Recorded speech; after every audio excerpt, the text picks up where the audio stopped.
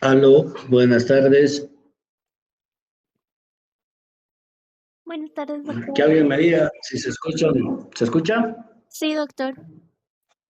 Buenas tardes, Ya, doctor. ¿Sí se perfecto. escucha? Ok. Vamos a darles 2 minutos más a quienes se puedan. Si me confirman, por favor. Se escucha y se ve, doctor.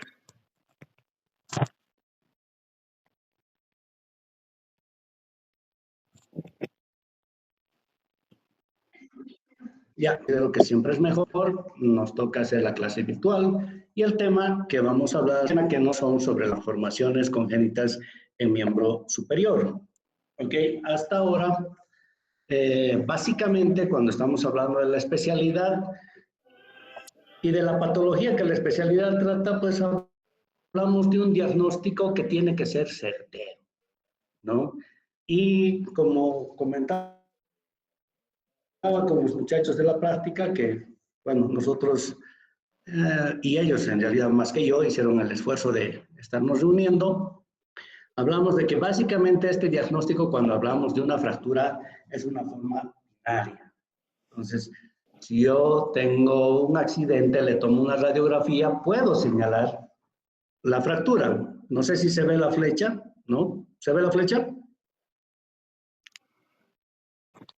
Del mouse, Sí. sí se ve. Ok, entonces sí puedo señalar la fractura, ¿verdad? Entonces, en consecuencia, una vez que tengo la fractura tras una lesión, puedo hacer un diagnóstico, ¿no? Lo que decíamos, este es blanco o es negro. Tengo una lesión, le tomo una radiografía y si se comprueba la fractura, pues se hace un tratamiento y si no, no. ¿No? Pues, tener algo paliativo, entonces es algo como blanco y negro. Sin embargo, si bien esto está muy bien tratarlo de esa forma, cuando nos adentramos un poquito más allá, vámonos al mundo de la embriología y de los que hoy nos toca hablar, de las malformaciones, ya no es tan blanco y negro, ya tiene sus matices. Estos matices van a tener distinta coloración.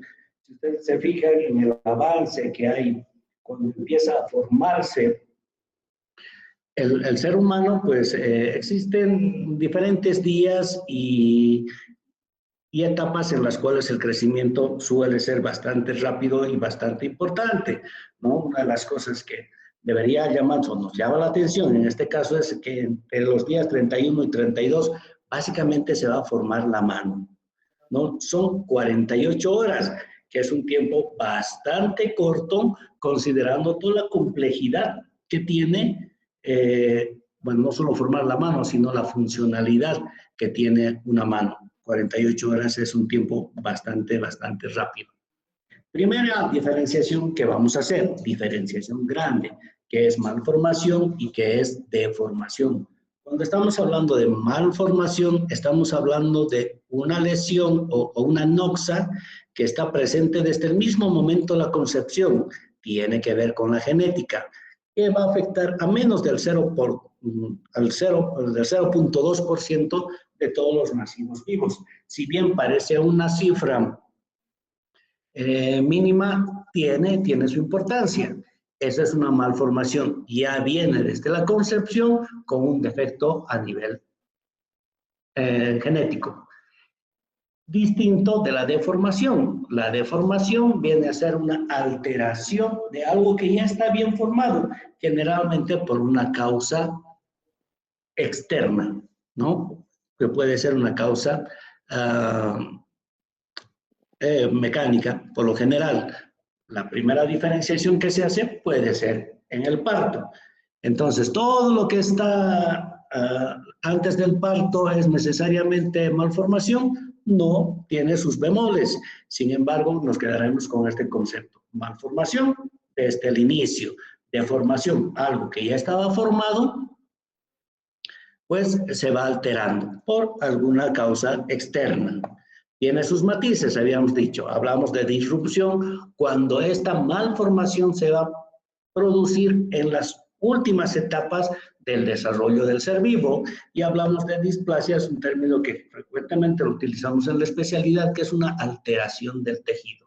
Algo ya formado aparentemente bien formado, tiene una alteración en el tejido que a medida que uno va desarrollándose, pues se va presentando estas alteraciones. Haremos una matriz diagnóstica, por lo tanto, malformación, defecto desde la génesis. Deformación, ya formado, a causa, y bueno, se va a reformar por una alteración mecánica. El origen genético, cuando estamos hablando de una malformación. El origen en una deformación suele ser extrínseco, ¿ya? Generalmente por fuerzas externas que pueden ser intra o extrauterinas. Cronología.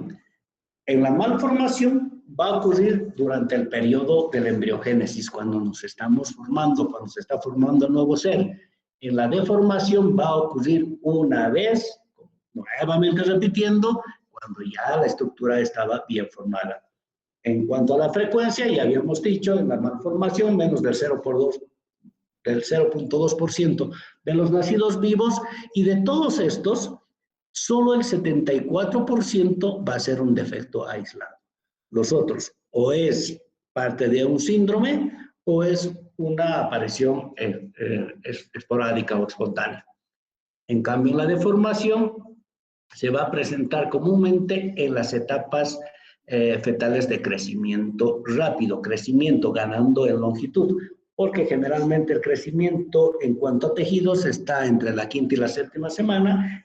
Sin embargo, aquí se refiere a las últimas semanas del feto, es donde está ganando volumen y donde las fuerzas externas podrían alterar lo que ya está formado, ¿ya? Ahora, cuando hablamos de una malformación, pues va a requerir generalmente o casi siempre una reconstrucción quirúrgica que quiere restaurar la anatomía. En cambio, la deformación, generalmente si eliminamos la fuerza que lo está deformando, pues esto va a mejorar. A esto vienen las famosas órtesis o los yesos, pues cuando tenemos que ferulizar.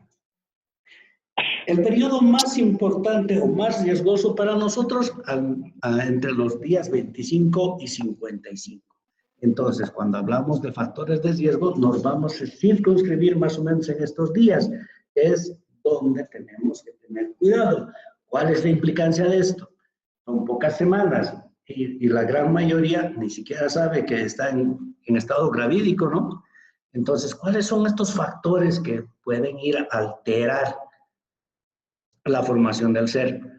Pueden ser nutritivos, como la deficiencia del ácido fólico, la bien conocida mielomeningocele, infecciones como la rubeola, drogas, la tristemente etapa de la talidomina, todos ellos, ¿no? En nuestra especialidad es la radiación, por eso que mujeres gestantes no deben recibir radiografías, especialmente radiación a nivel pélvico. Entonces, todos estos factores ambientales pueden hacer que tengamos alteraciones o malformaciones congénitas. Entonces, cuando hablamos de la talidomida, que en su época tuvo un boom, teóricamente evitaba las náuseas y los mareos que son tan frecuentes en el embarazo, sin embargo, también alteraba la angiogénesis y tuvimos problemas en las extremidades, las famosas comedias, ¿no? Entonces, retomando el tema, tenemos una etapa cronológica que es, digamos, no crítica, pero básicamente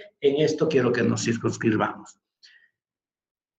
Entre el día 24 a 26, el miembro superior, el miembro inferior varía un poquito, empieza en el 28 más o menos, en el día 28, pero en el miembro superior, que es de lo que estamos hablando, aparece un esbozo a nivel del miembro superior, el famoso mesoblasto somatopleura, que es a partir de ahí que se va a crear o se va a desarrollar el miembro superior. Días importantes, el día 33 empieza a ser visible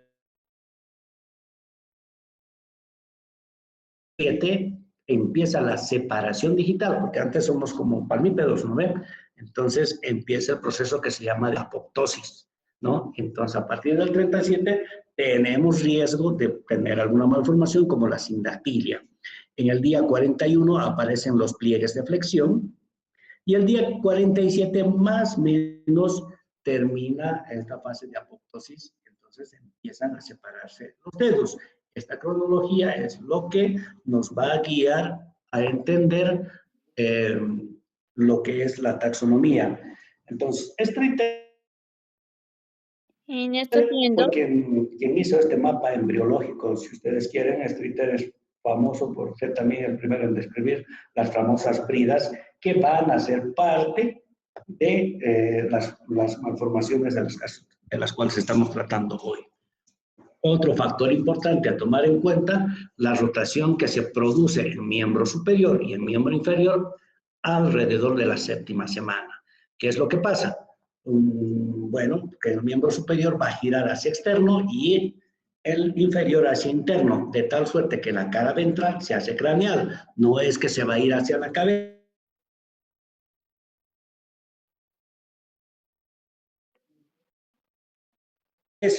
formado como está formado el miembro superior, es que tanto el pulgar como el radio están pues a ventral. Hay un giro de 90 grados y se van a ir a posición lateral, ¿ya? Entonces se van a un eje preaxial que se llama hacia afuera y la cara ventral se va a hacer craneal con dirección a la cabeza. Pasa lo contrario en el miembro inferior. ¿Ok? Entonces, taxonomía, que es la clasificación. Antes, estas clasificaciones se hacían de acuerdo a lo que se veía. De ahí que vienen términos como la mano hendida o mano en pinzas, como bien han debido escuchar alguna vez. Hasta que llega Swanson y ordena esto de una forma de que no solamente se pueda clasificar, sino también nos dé el pronóstico o qué es lo que vamos a hacer a posterior para mejorar la funcionalidad. Aquí, ¿qué es lo que interesa más que la estética? Siempre es la funcionalidad. Por lo tanto, lo divide en 6 grandes grupos. Primero, el primer grupo, los que tienen fallas de formación, una detención del desarrollo. Los defectos pueden ser transversales o longitudinales, simplemente dejaron de formarse. Un segundo grupo que nos habla de las fallas de diferenciación. Habíamos hablado de la apoptosis, ¿verdad? Entonces no terminan de separarse. Ejemplo, la sindactilia y la sinostosis, ya sea partes blandas o sea parte ósea.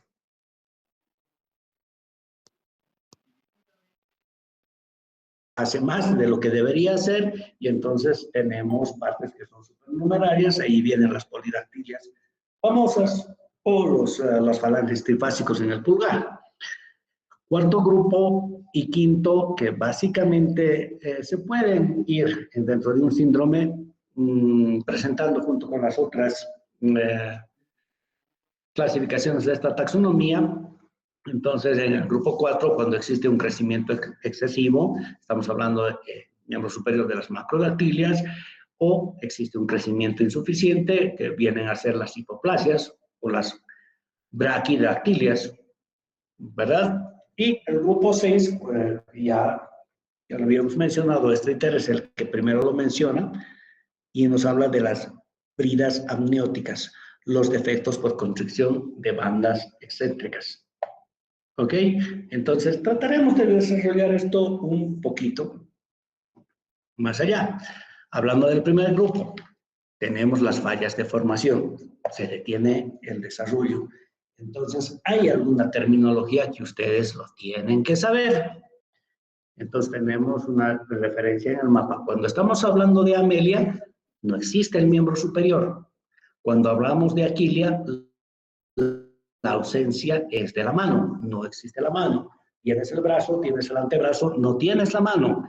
Cuando el problema está a nivel de las manos, estamos hablando de una adactilia, cuando hay ausencia de dedos, o afalangia, cuando hay las falanges, las que están aisladas, cuando las falanges no se han terminado de desarrollar. Hablamos de hemimelia, que no es que me olvidé, pero lo puse al final porque aquí suele haber un pequeño conflicto. Cuando uno habla de hemi, generalmente piensa en un defecto longitudinal, ¿no? Todos hemos escuchado hablar de lo que son las hemiparesias, una parte o la mitad del cuerpo. Sin embargo, en la clasificación de Swanson, cuando se habla de hemimelia, no está hablando de de una alteración longitudinal, sino transversal. Dicho de otra forma, la hemimelia puede ser transversal o puede ser longitudinal. Por eso, en esta clasificación, cuando hablamos de hemimelia, estamos hablando de una ausencia del antebrazo y de la mano, ¿no? El defecto más allá del codo. Esto es importante. ¿Por qué?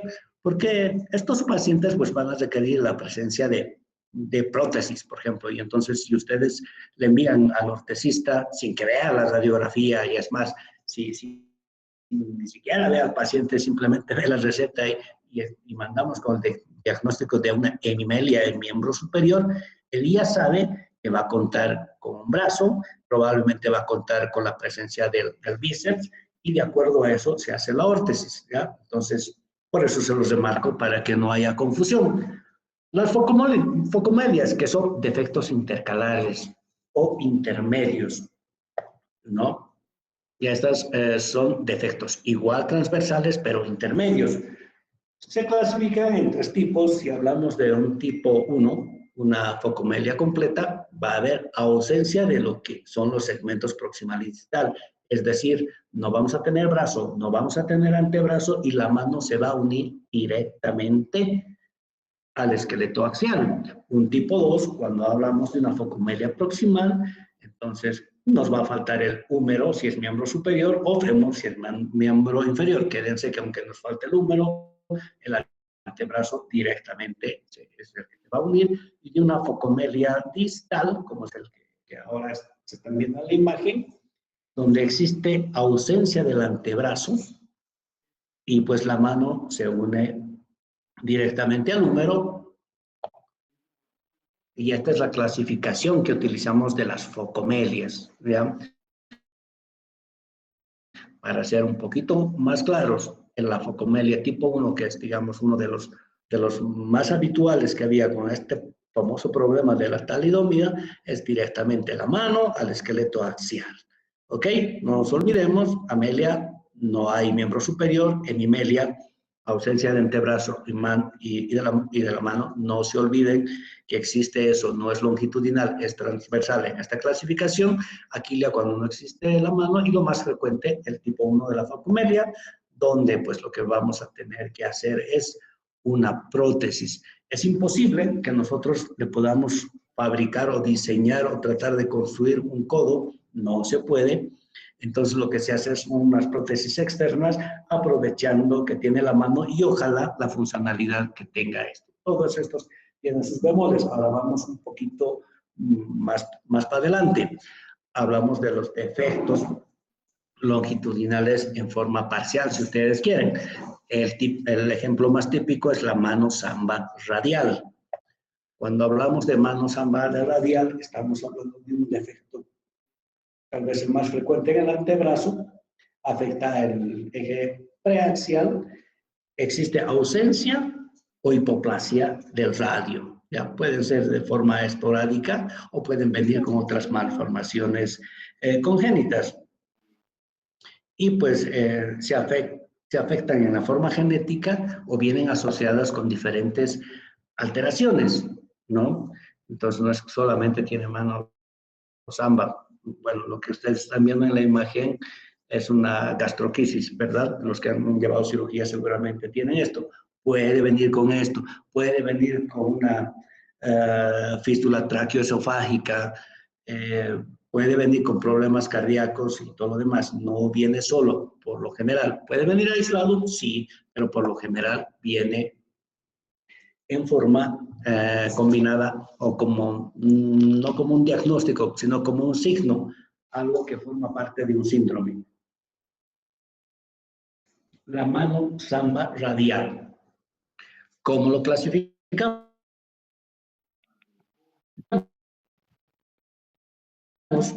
Ok, lo clasificamos en 4 tipos. Un primer tipo donde vamos a tener que el radio básicamente está completo, es un poquito más corto, tiene fisis, no está alterada la fisis, y tiene una desviación radial muy poca. Puede haber hipoplasia del pulgar, pero por lo general la actividad es, o la funcionalidad no requiere mayor mayor problema. En el tipo 2 tenemos un radio que es hipoplásico, o sea, más chiquito, más delgadito que el cúbito, ¿no? Ya no tiene fisis distal y la desviación radial ya es moderada. Puede haber alteraciones en los huesos del carpo, así como hipoplasia, inclusive ausencia del pulgar. El tipo 3, vamos a tener que hay una ausencia parcial del radio en cualquiera de sus segmentos, pero hay una desviación radial severa. Tenemos una hipoplasia proximal del radio, tenemos cambios en los huesos del carpo y hay ausencia o hipoplasia del pulgar. Y el grado 4, en el cual tenemos una ausencia total, no existe radio, el radio está ausente, por lo tanto la mano por fuerzas musculares se vuelve casi perpendicular al antebrazo. Y bueno, acompañada ya sea de alteraciones en el carpo, hipoplasia o ausencia del pulgar, y el cúbito que está bastante curvado. De repente, con esta imagen lo van a entender mejor. Cuando hablamos de su patología, estamos hablando de un defecto preaxial, su incidencia 1 por cada 55,000 nacidos vivos. Existe una ausencia o hipoplasia del radio, el cúbito está acortado y está incurvado. La mano se va a colocar en una actitud radial de más o menos 90 grados, como deben estar viendo en la imagen. ¿Y eso por qué sucede? Hagan de cuenta que son como dos postes, tanto el radio y el cúbito, y lo que ellos hacen es mantener la fuerza o tener una fuerza tensil de los músculos que forman el antebrazo. Cuando no tenemos uno de estos postes, no es que los músculos van a desaparecer. Sí tienen sus alteraciones en tono, pero siguen presentes. Por lo tanto, al no haber un poste que los detenga, lo que hacen es incurvar el cúbito, ¿ya? Y para evitar esto, lo que tenemos que hacer necesariamente es una corrección mecánica. Esto se llama una centralización o una cubitalización del radio.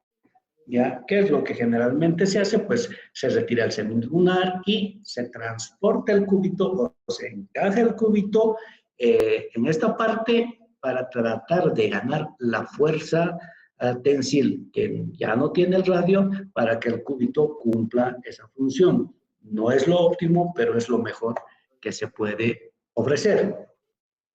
Otros defectos de forma longitudinal, pues la aplasia de la clavícula en la parte anterior, cuando estamos hablando de cintura escapular, y en la parte posterior, la famosa enfermedad de Sprengel.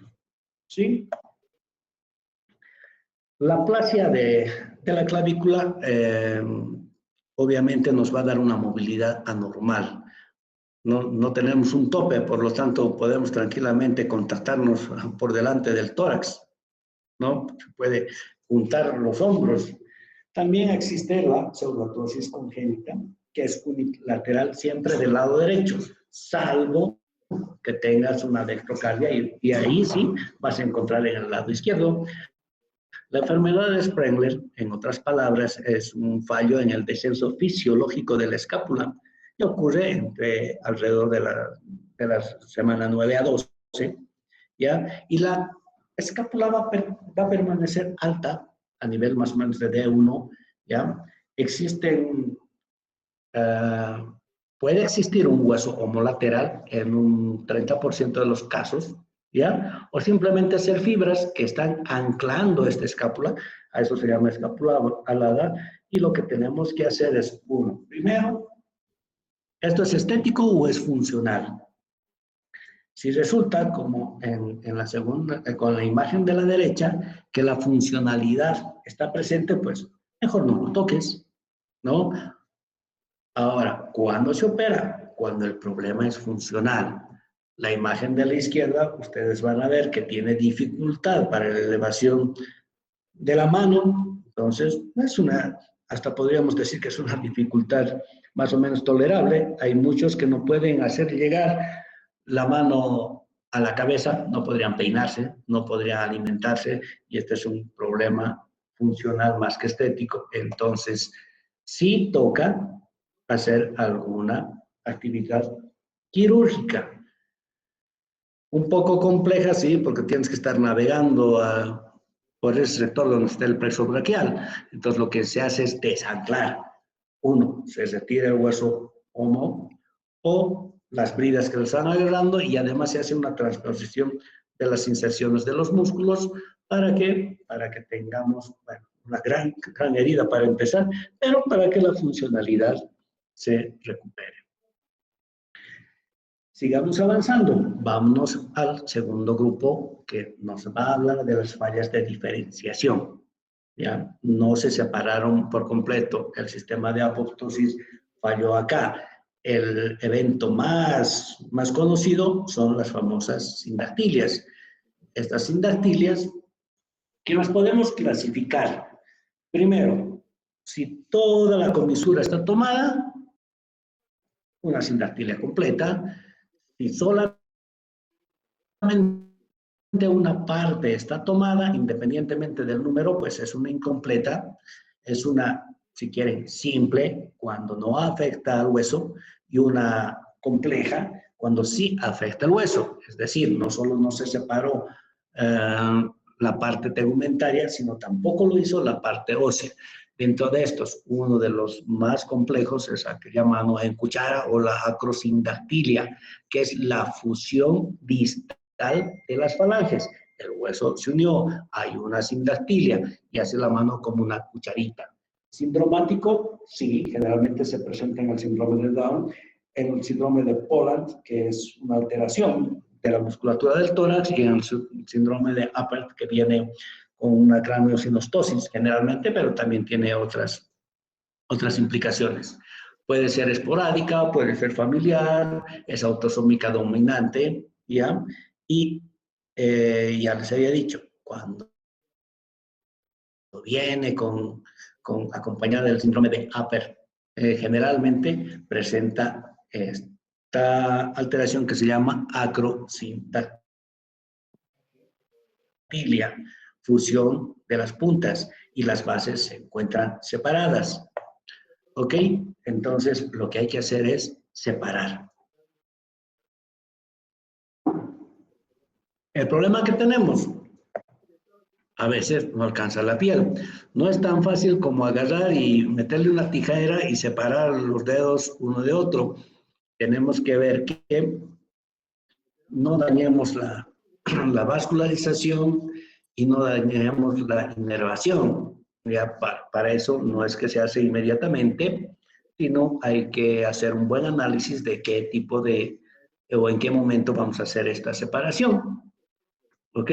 Entonces, la piel no nos va a alcanzar. Definitivamente la piel no va a alcanzar. Por eso que se hace unas setaplastías, y para crear la comisura, pues se hace una especie de rombo, más o menos a la altura de la cabeza de los metatarsianos y de la falange proximal. Entonces, para formar una comisura y además poder cerrar el defecto cutáneo. A veces no se logra. Entonces, tenemos que hacer injertos de piel. ¿Ok? Espero que se esté entendiendo hasta ahí. Si tienen alguna duda hasta acá, me avisan o seguimos adelante. Bueno, como nadie habla, supongo que seguimos adelante. Entonces, vámonos con la siguiente clasificación, las duplicaciones.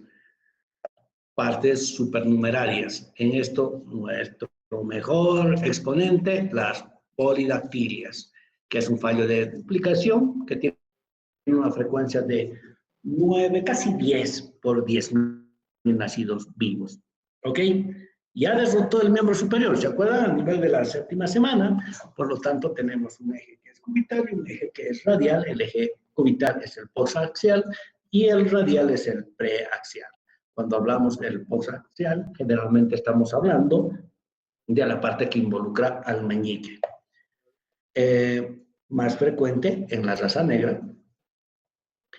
Y como generalmente esta es una manifestación aislada, su Su resolución suele ser quirúrgica y temprana. ¿Ok? Caso contrario a lo que sucede con el eje preaxial, el pulgar. Es un defecto genético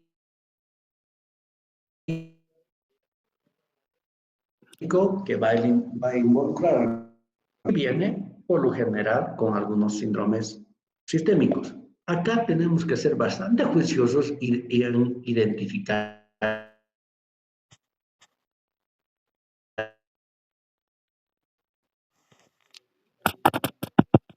es el que tiene mejor funcionalidad en cuanto a estabilidad, en cuanto a fuerza, en cuanto a movimiento, y pues técnicas existen varias, ¿no? En la imagen que ustedes ven acá, esta es una fosa axial, el meñique. Y si ustedes ven, tiene como un pequeño apéndice. No es mayor problema, por lo general aislado. Y si se fijan en la radiografía, pues tampoco está comprometida la parte ósea. Por lo tanto, su resolución puede ser temprana y fácil. Caso contrario a lo que acá está sucediendo. Entonces, acá, ¿qué es lo que tenemos? Tenemos 2 pulgares, ¿verdad? Ahora, no es tanto como yo lo acabo de mencionar, que tenemos 2 pulgares. En realidad, no. Solo uno de estos pulgares es funcional, pero no va a tener las mismas características que tiene el otro pulgar, el pulgar que está sano, entiéndase. Entonces, por lo general, es más pequeño, con menos habilidad, si ustedes quieren, menos fuerza, y eso es algo que tenemos que hacer entender a la familia. Le tomamos una radiografía y vemos acá, hablando de duplicaciones, no solamente es una duplicación a nivel del dedo, del pulgar, sino también es a nivel de las falanges. Normalmente, bueno, normalmente no debería tener 3 falanges, ¿verdad? Aunque hay algunos que hablan de que el metatarsiano, a ver, esto solamente como anécdota, ¿verdad? Si ustedes se fijan en las falanges, ¿dónde está la fisis? En la base, ¿verdad? ¿Sí se escucha? Sí, doctor. Sí, doctor. Ok. Sí, doctor. ¿Y los metacarpianos? ¿Dónde está la fisis? En Está la en la cabeza, cabeza. ¿verdad? Sí, Ok. Entonces, Sí, si doctor. en la falange la fisis está en la base, tenemos una falange, 2 falanges, ¿y qué será esto?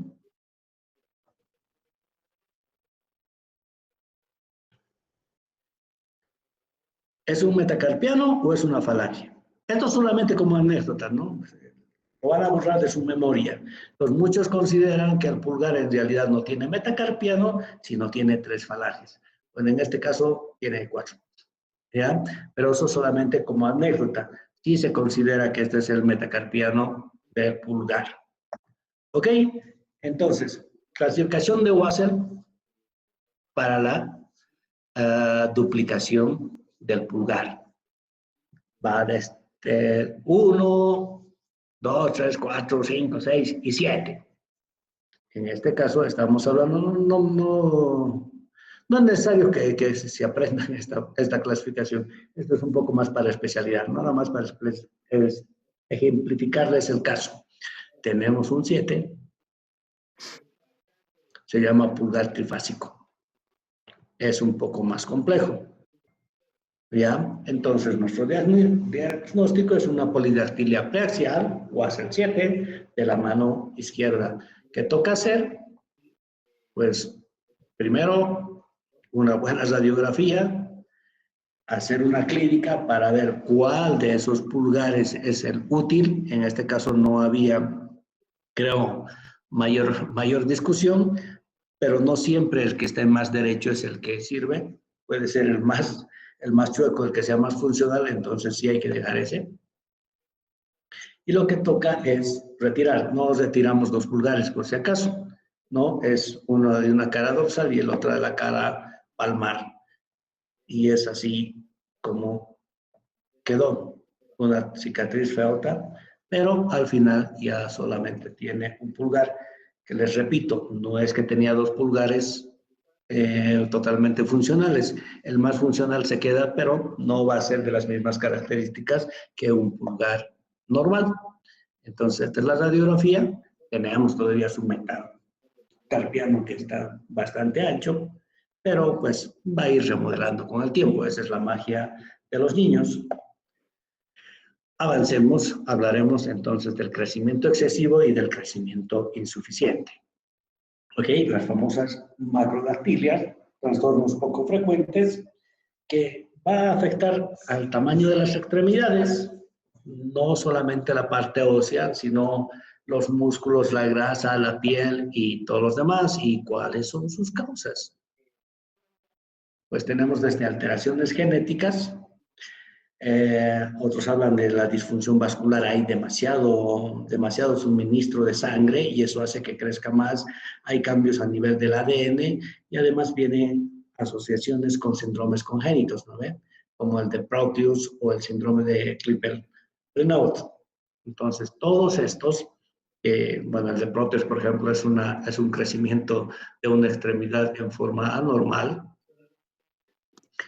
como el caso de la fotografía. Esta fotografía no está en hospitales de internet, lo confieso. Entonces, ¿qué hacemos? Pues hay cirugías para reducir partes blandas, muchas veces no se puede, están además ligadas con otras malformaciones, hay que hacer osteotomías, las epifisiodisis es detener el crecimiento, ya sea en forma temporal o en forma definitiva, y muchas veces cuando la funcionalidad no es buena y no es el pulgar, por ejemplo, la amputación viene a ser uno de los recursos pues, que se puede tomar en cuenta. Cuando el crecimiento es excesivo y ahora cuando el crecimiento es insuficiente, hablamos de las braquidactilias, entonces tenemos un dedo más pequeño que generalmente viene asociada con la clinodactilia, ¿ya? Y o vienen aisladas o vienen con algún síndrome como el de Apert, famoso síndrome de Apert. Yo creo que hasta por curiosidad van a ir a ver qué es el síndrome de Apert. Bueno, estaba ahí flotando la letra delta. A ver, clinodactilia, inclinación del dedo distal. ¿Ven acá? Está inclinado. Este dedo no está recto, está lateralizado. ¿Ok? Y se llama a esta hipoplasia, ¿ya? O braqui, cuando es pequeño se dice braqui, que está más pequeño se le llama falange delta. Por eso le puse la letra delta, la letra Y delta ahí. ¿Ok? Porque no se desarrolla en forma normal y eso va a ocasionar que se vaya inclinando la parte distal. Entonces, braquidactilia acompañada de clinodactilia. Entonces ya estamos viendo más alteraciones a nivel de los miembros superiores. Ok, sigamos avanzando, que tenemos el grupo 6, es el que más combinaciones tiene, las bridas amnióticas o los defectos por bandas extrínsecas. ¿Ok? Entonces, son bandas, es como si en el feto, en el líquido amniótico, se van a formar como unas bridas, ¿ya? Y Streeter fue el primero que nos dijo que esas bridas que tienen un componente histológico distinto van a formar un surco. Este surco generalmente no va a pasar más allá de la aponeurosis superficial, va a dejar una marca. O si es más densa, va a actuar como un torniquete y esto pues nos va a llegar hasta el tejido óseo y nos va a producir desde una pseudoartrosis hasta amputaciones congénitas, como están viendo en las imágenes. Esta es la imagen de un recién nacido, ¿ya? Entonces, sé que estamos hablando de formaciones del miembro superior, pero pues aquí les estoy mostrando que hay uno a nivel del pie y no solamente a nivel del miembro superior. Como ustedes se dan cuenta, aquí podemos encontrar varias cosas. Braquimetatarsias, braquifalangias, sinostosis, sindactilias y las bridas y adherencias que van más allá de simplemente formar un surco, sino además además lograr amputaciones. ¿Ven? Bueno, esto ya es un pre y postquirúrgicos. Estas más imágenes de las manitos y las diferentes alteraciones que tienen. Ok, ¿se acuerdan de lo que habíamos hablado de la acrosindactilia? Es más o menos así como se ve en la manito. Les decía que en este grupo pueden ir varias combinaciones. Amputaciones a nivel del pie. Aquí tienen una brida circular, que lo que hay que hacer es liberar, otra vez hacer zetaplastías. Y pues estas son las imágenes intraoperatorias y este es el resultado. Muchas veces, dependiendo de cómo está la vascularización, no hay que hacerlo en un solo evento, sino se hace la mitad de un círculo y posteriormente en un segundo tiempo la otra mitad, para evitar precisamente tener problemas a nivel vascular. ¿Ok? Una estrellita para algo que es bastante frecuente y que siempre les han debido preguntar. Es el famoso pulgar en resorte, ¿no? O dedo en gatillo, ya que es una contractura que no se puede reducir de la articulación, que está provocada por una tenosinovitis del flexor largo del pulgar y existe un engrosamiento a nivel de una de las poleas, la A1, en el pulgar, ¿ya? Entonces, tenemos un tendón que está bastante inflamado, a veces se escucha como un salto mecánico, que es audible y es palpable, o se bloquea porque no existe posibilidad de que esto vaya a discurrir a través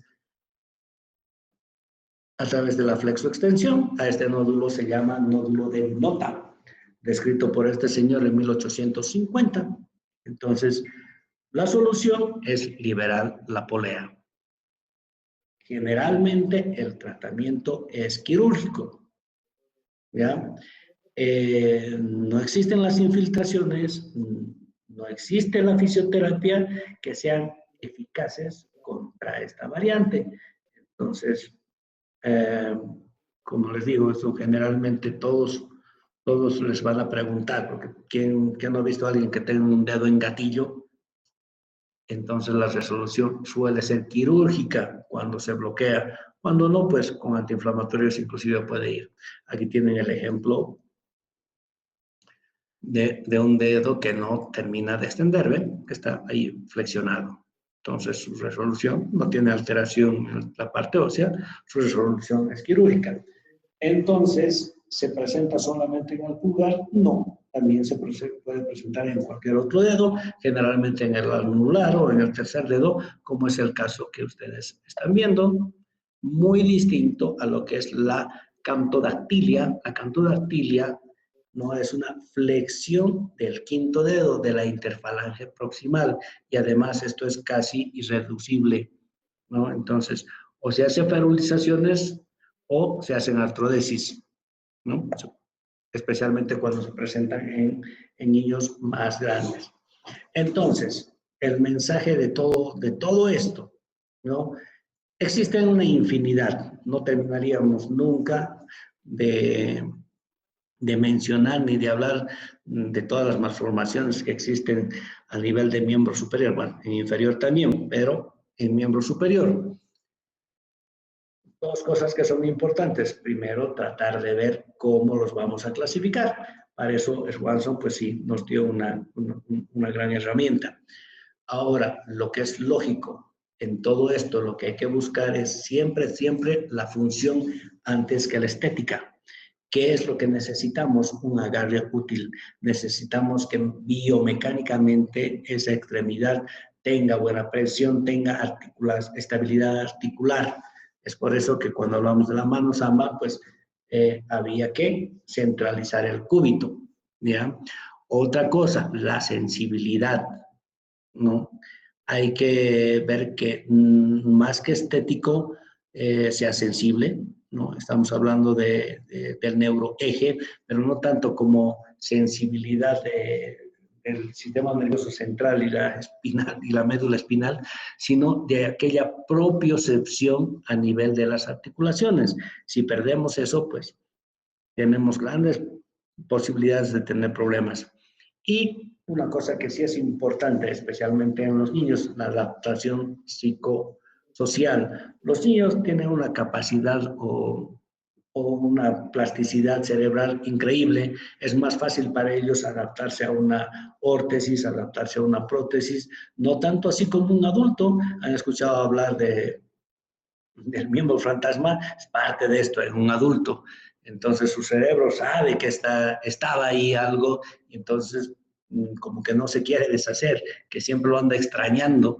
En cambio, los niños, cuando tienen una de estas malformaciones, su tejido cerebral es tan plástico que su adaptación es realmente increíble. Otra de las cosas que sí tenemos que tomar en cuenta es el tiempo, cuándo vamos a intervenir, porque si tengo una malformación, tengo una deformidad, tengo que hacer algo, ¿ya? Entonces, las sindactilias, si no nos van a alterar el crecimiento, ¿no? Porque si unes el dedo meñique, digamos, con el anular y tienen una sindactilia completa, pues uno de ellos se va a ir incurvando. Entonces tenemos que evitar eso. Si esta alteración me va a dar una deformidad con el crecimiento, pues la cirugía tiene que ser antes o la resolución tiene que ser antes. En las polidactilias, ya les había mostrado, hay uno muy pequeño, uno aislado, que era la posaxial, pues eso se puede hacer sin mayor problema.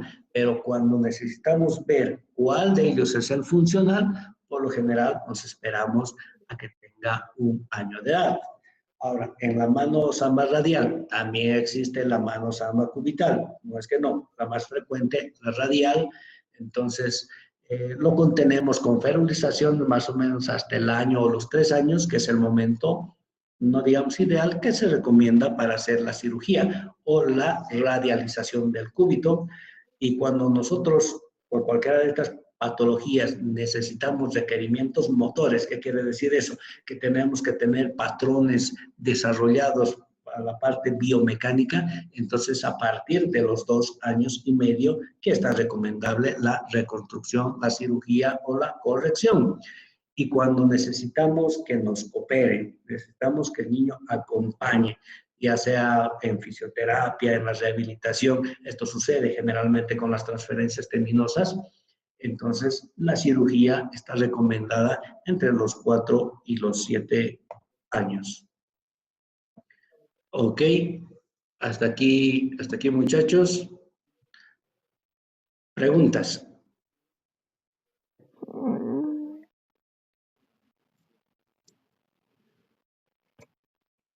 ¿Sí se escuchó?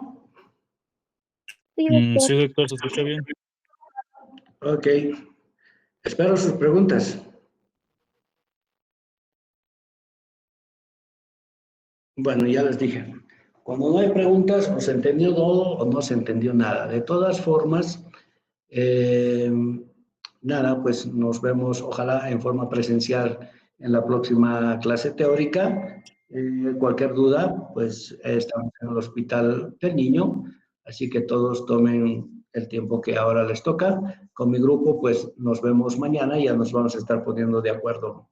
Billy, nos organizamos para ver lo de las